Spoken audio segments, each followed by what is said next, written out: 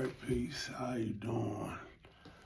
Today, I'm going to get into a series of videos that I want to do where I really talk about, get into alternatives to use. And I mean, when we really think about, our drug use, addiction, and some of the other things that we do compulsively, it really becomes small, for lack of better terminology right now. And so I want to really start getting into some things that I hadn't really talked about a whole lot before. Because I don't really like to get into religion. I know how things can get, how people can be, and I'm not a religious person. And some of y'all that know me know that about me, but that doesn't mean that I deny spirituality, right? Spirituality is very real. I think that, but I also think that there's no such thing as something that's unexplainable. We may not understand it right now. No one may have yet to explain it, but I don't think that means that it can't be explained. I think that's what science is all about. So anyway, today I'm going to talk about cognition versus intuition, right? And so what is cognition?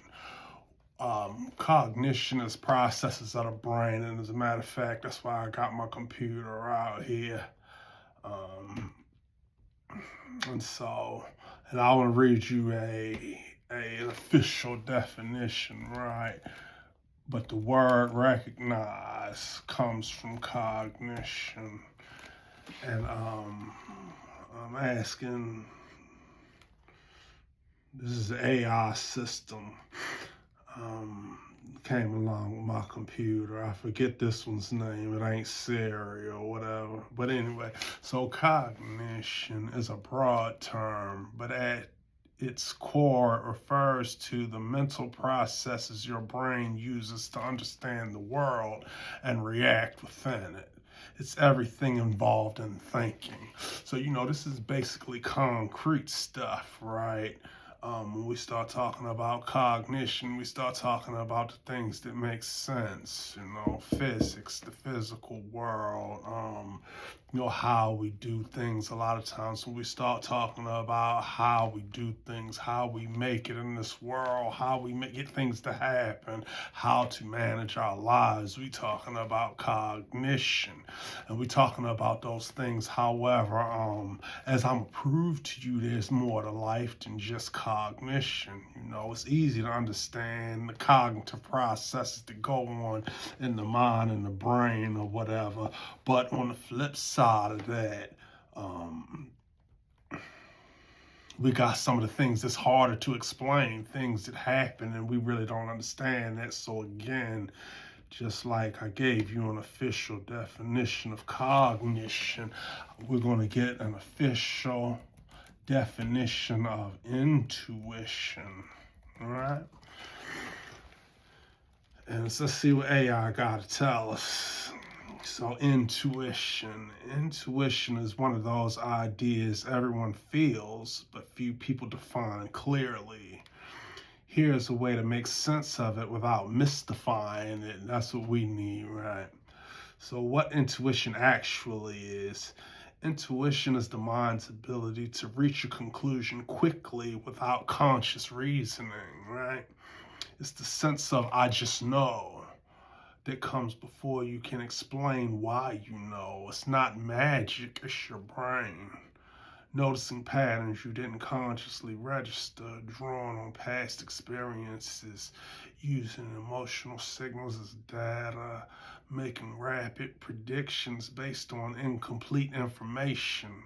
In other words, intuition is fast, unconscious pattern recognition.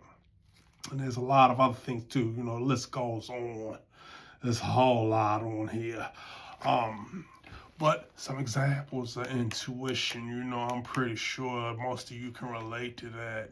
Sometimes things just happen. You don't know how they happened. You don't understand why they happened.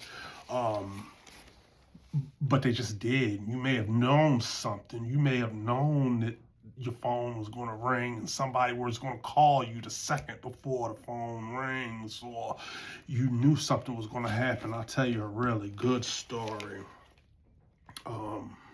I was a single parent, right? Both of my kids are grown now. Both of my children are grown.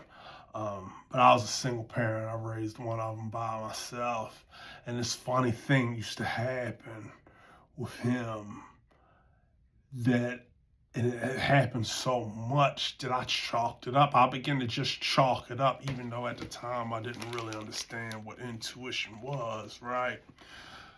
But sometimes I could be somewhere. A lot of times this would happen when I was at work. I could be at work. He was one of those latchkey kids. Not only did I couldn't always find babysitters, but a lot of those babysitters I just didn't trust, you know.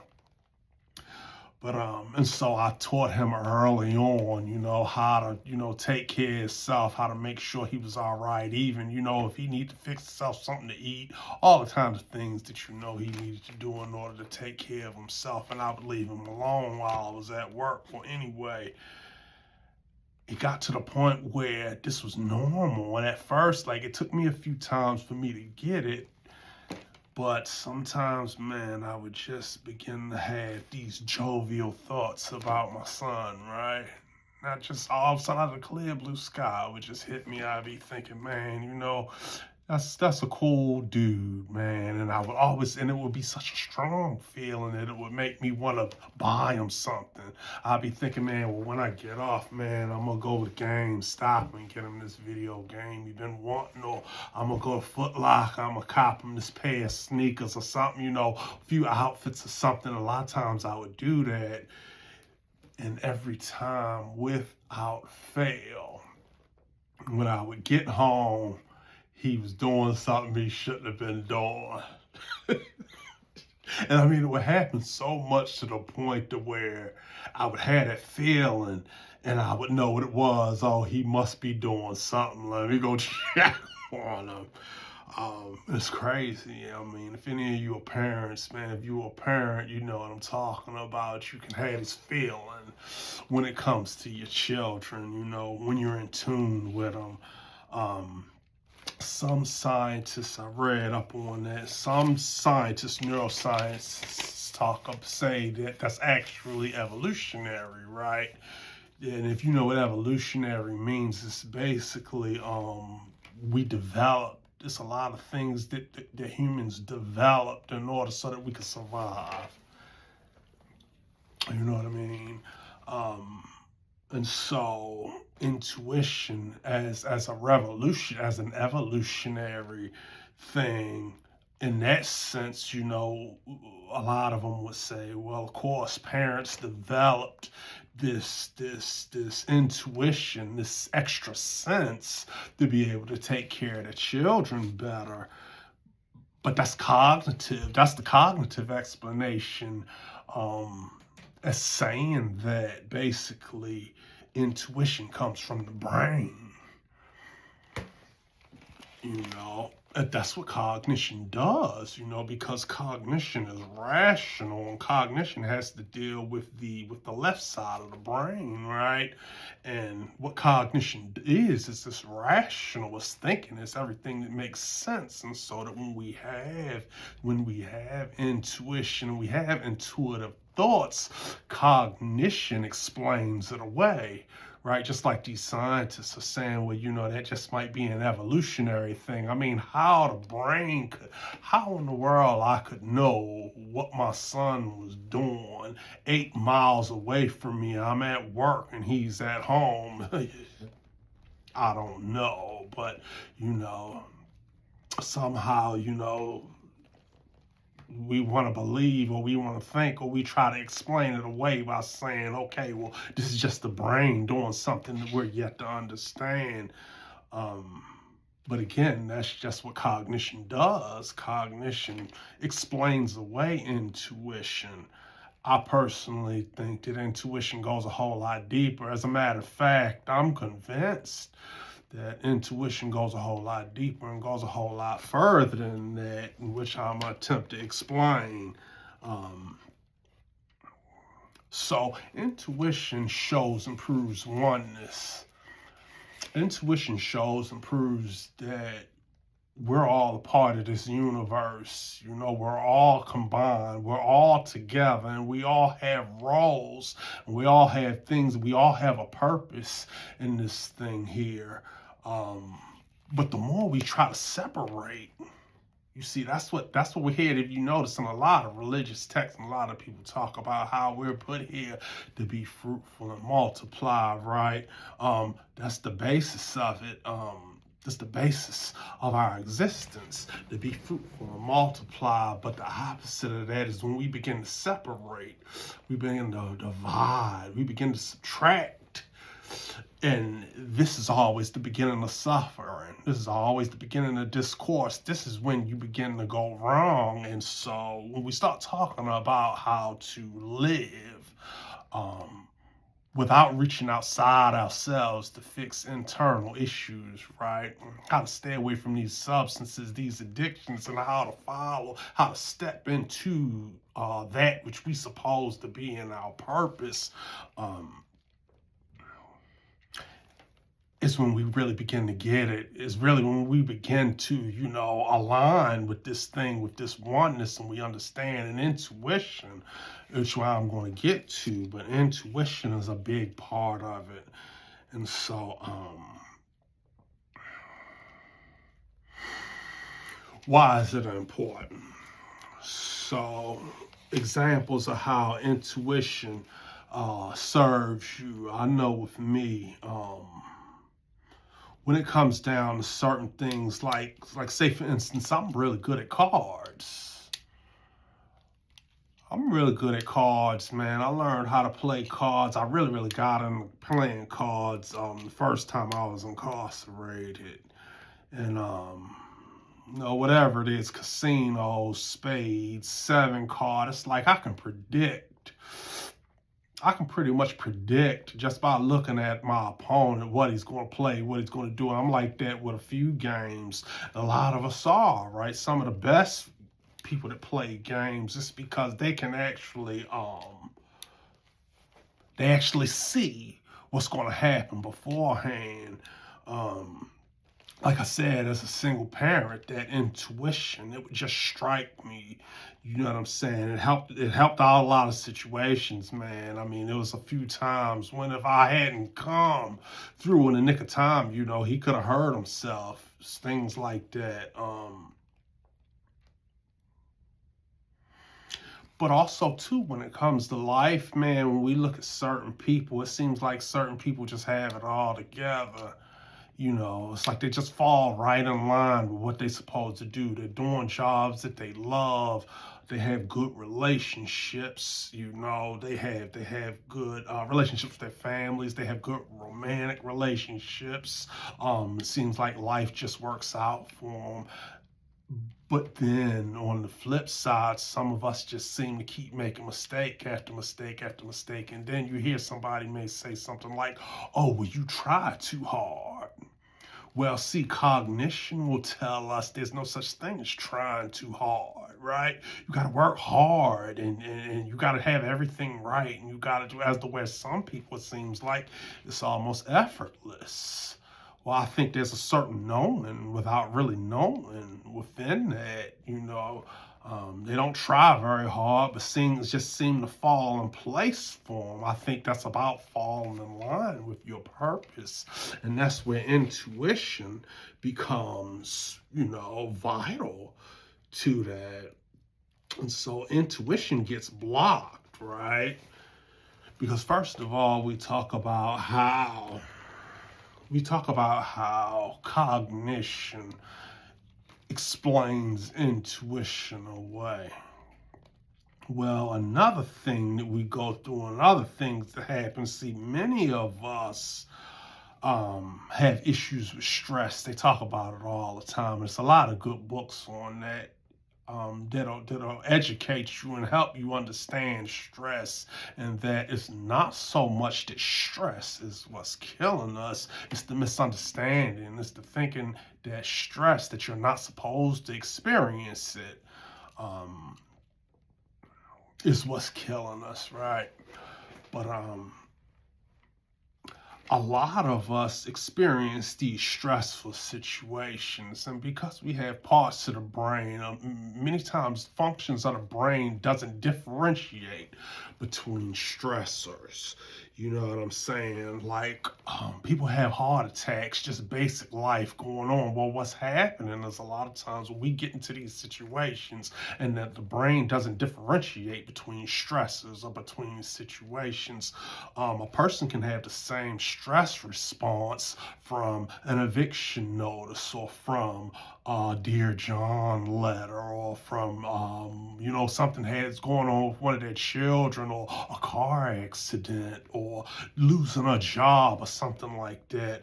They can have the same stress response to that as being at gunpoint, or on a nature walk and seeing a bear. And so what happens is that initial stress response, that fear hits, and regardless, it doesn't really matter how you respond to it.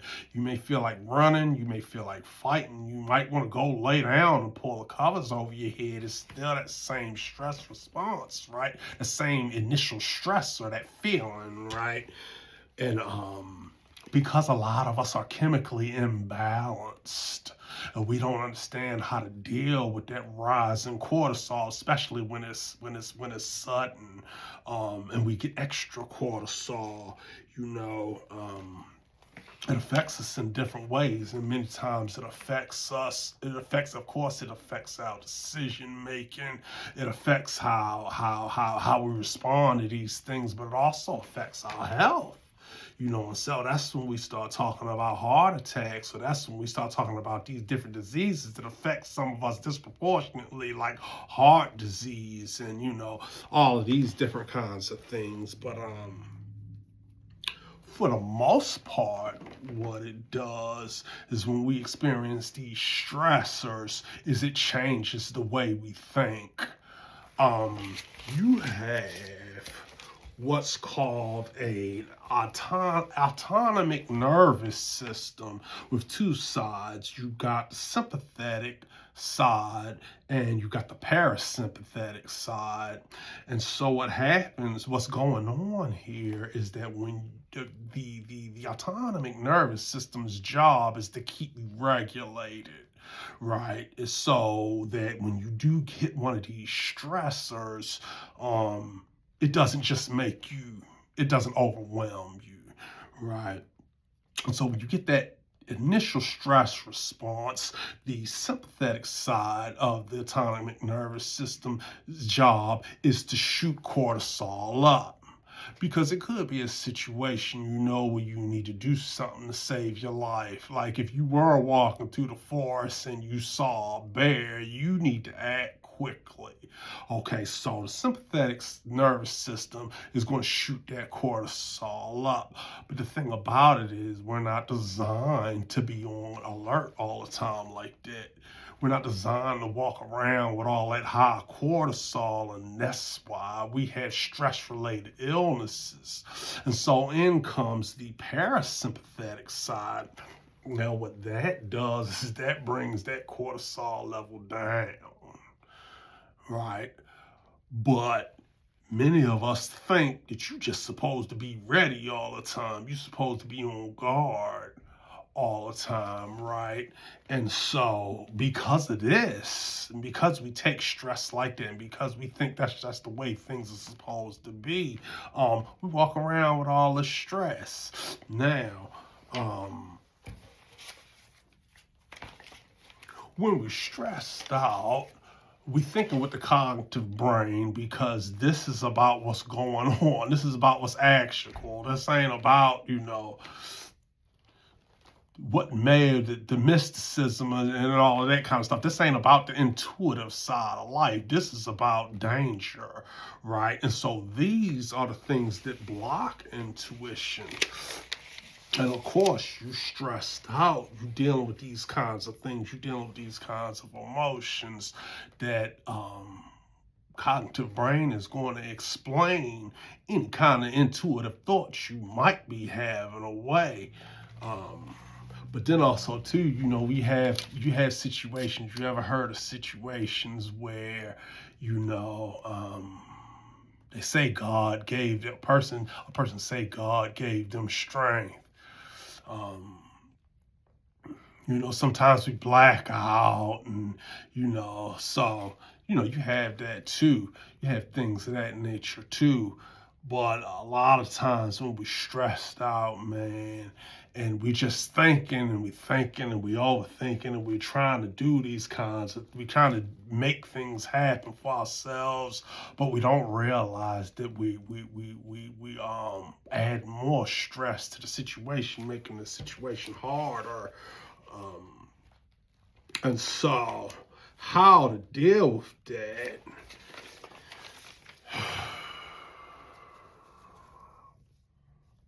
Right. Before we can even get to intuition, many of us aren't thinking rationally because we're thinking with the amygdala. We're high on cortisol and we're making decisions based on the idea that we must do something immediately. And that's, man, once I figured that one out, once I realized that,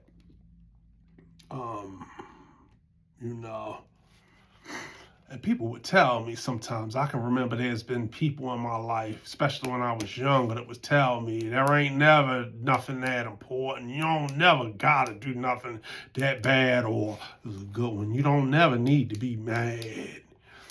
And when you're mad, you don't want to hear that, right? What you mean, such and such and such and such and so and so did such and such and all. That's what you mean. I shouldn't be mad. Well, it's true.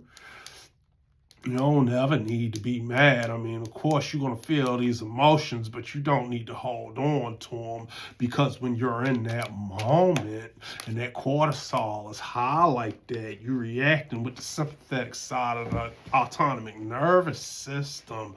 You're not thinking the same way you would be thinking if you were calm, if that cortisol level was down. And so when we all riled up like that and high on cortisol, it changes the way you think, and you think in desperation. You know what I'm saying? This is why things happen, we do stuff, and then when we deal with the consequences, you start thinking differently. Like, man, I didn't even have to do that. I didn't have to go that far. It wasn't that serious. I didn't have to say that like that. I didn't have to do that. I didn't have to go that far. It's because your brain was actually different during the time. And so, how do we control that, right? Feels good to breathe. And all of that stuff, right? It wouldn't really be so bad, would it, if it wasn't for the fact that many of us think that that's just the way things are supposed to be. And it's sad, man. I feel sorry for people like that. You think that the world is a dangerous place, right? That's one of those 4 fears. You think the world is a dangerous place. That's just the way things are supposed to be, and you gotta react to it how it is, and that's a bad way to be. That's a bad way to be. There's very little peace in that, I guess you can be peaceful for a second right after you win, if you can deal with the karma that comes along with being destructive. But right after you kick somebody's ass, maybe you can feel a little boastful for a while, but, does it ever really stop?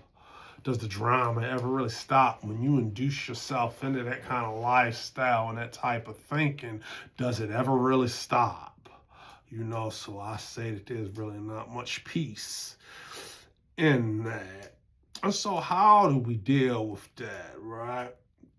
And also, too, before I go into it, let me say this also. This is also where all these stress-related illnesses come from. You know, it's a lot of brothers. It's quite a few brothers that advocate a certain lifestyle that I've seen on Facebook. What I'm thinking about. I mean, I know some in real life too, but I've seen a lot of quite a few brothers on Facebook that advocated that kind of lifestyle that died really young, and so there's not much peace in that way of thinking, and so how do we deal with that? Well, we deal with that through meditation. I deal with that through meditation. And again, once again, I know this probably sounds like some mysticism, but I like to explain it with science because that's what I like. So,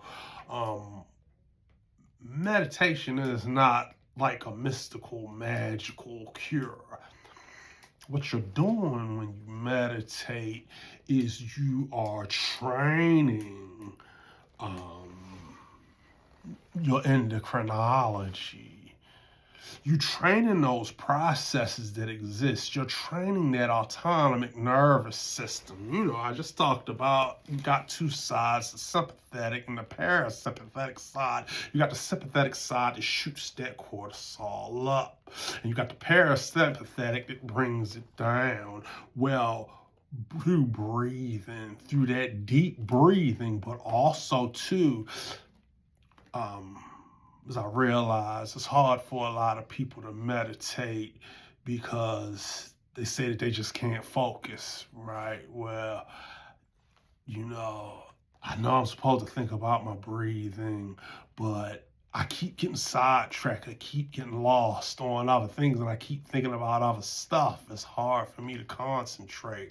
Well, the act of thinking about your breathing, drifting off, thinking about other things, and then bringing your thinking back to your breath, and consciously, that deep inhale and that exhale, you're actually training your endocrinology, you're training your body to regulate your cortisol. And so what'll happen when you do it every day, when you meditate on a daily basis and you train your body that way, what you'll find is that in situations that would have been stressful for you before, you'll find yourself being able to control how you feel, which in effect will control your thoughts, which in effect will control your actions. And so, now you see why I say it feels good to breathe, and then you can think clearly. And now, once we begin to think clearly and we can understand the fact that intuition is real. I left out some things, man. Intuition is very, very real. But once we become calm, we can shut this we can bring this cortisol down. We can shut this amygdala off. All right. And we can stop thinking like something's drastic and I gotta do something right now. And in desperation, something is getting ready to happen, and all of the doom and gloom is when we can begin to start to get in touch with that intuition. Because see, that's when intuition happens. You notice, man, and the reason why, you had some people that talk about ESP and all these things, they bend spoons and all of this kind of stuff, right? But when they try to do it, it most times don't happen for them. And you might try to guess something. When you consciously try to use your intuition, a lot of times it don't work out, right? That's the funny thing about it, man. But again, we dealing with this brain, we dealing with cognition, and cognition's job is to explain intuition away. But see, when you become relaxed, when you can focus, you can get into that zone, man, with meditation. Sometimes I meditate and I'll see things. I mean, for real, it's crazy, it's eerie. But that's how we can begin to get into it. And if you want to learn more about intuition and what's going on with that, because see, intuition is very, very real. You know, it's very, very real. I'm not just talking about from a mystical standpoint, or some quack wrote a book on it. Duke University. Here, let's see here. I'm gonna give y'all some actual information, right? Some researchable information, right? Duke University at Duke University in Durham, North Carolina, has the Rhine Institute, the Rhine Research Center. Like I said, it's a part of Duke University. You know, Duke is a major medical research hospital. They do a lot with, you know, medical research, kind of like John Hopkins, but nowhere near as major, right? But the Rhine Research Center. The Rhine Research Center explores the frontiers of consciousness and exceptional human experiences in the context of unusual and unexplained phenomena. The Rhine's mission is to advance the science of parapsychology, to provide education and resources for the public, and to foster a community for individuals with personal and professional interests in PSI. All right. And so, you know, this is state funded. Duke University. Okay. And also, too, I was looking up this. I was checking this out. This is the Institute of Noetic Sciences.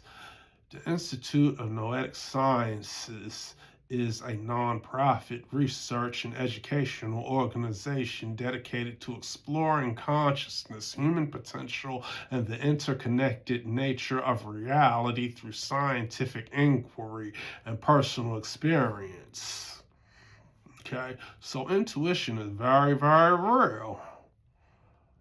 It's very real. And see, that's the thing that can get you through. You know, like when they talk about in these 12-step meetings about having a higher power and, you know, higher power doing something for you that you couldn't do for yourself. Well, this is it right here. This is what you're going to need, because going back to those behaviors, those detrimental behaviors and everything, that's that separation. That's just taking you away from your purpose. All right. But so even if you don't really get it right now, right? You don't really understand how it is that you can fulfill your dream or do whatever it is, that thing that you really want to do. Listen, it ain't gotta make sense to you. Don't have to make sense to you. And if you're a religious person, I say, hey, believe. Just believe. But if you're non-religious and it takes you a little bit more, you just have to have a little more information in order to have an understanding and go along with things like I am, then this is real right here. You know, this is real. What I'm talking about is real. It's a whole lot to it. Look it up for yourself. And